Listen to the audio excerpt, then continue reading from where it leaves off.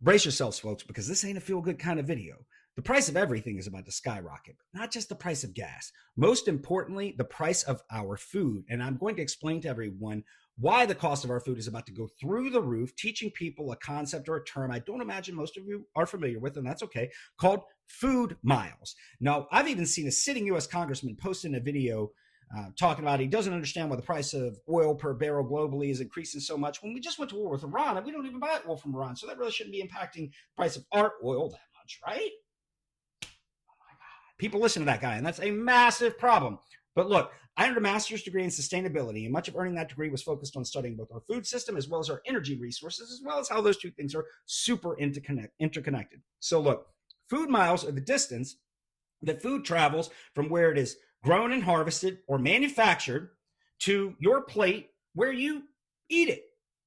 Pretty simple concept, right?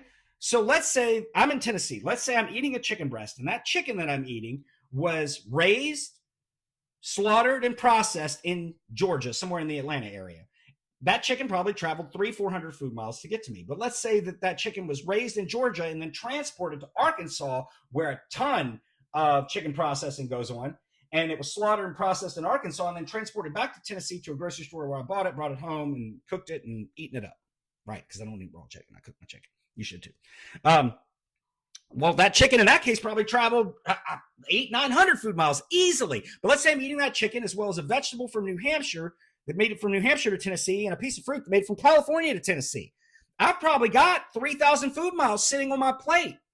Okay. Now, the average amount of food miles for an American meal is approximately 1,500 to 2,500 food miles. How much diesel fuel does it take to drive 1,500 or 2,500 miles? Because how does most of that food move around the country? Diesel trucks. Yeah.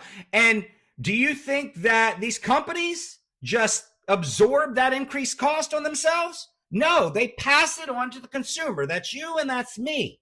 Okay. And right now, the cost of diesel fuel per gallon is over $5 per gallon and still rising. And the state of Iowa has the highest diesel prices in the country. And I don't know if you know this, but so much of our food comes from Iowa. So much of our food comes from Iowa. So much of our food comes from Iowa. Yeah. But look, I am not trying to alarm anyone. I'm trying to prepare you because we seriously are about to see a significant increase in the cost of our food. But on the bright side, because I'm a hopeless optimist, I have been looking for a great reason to go on a diet. I think I have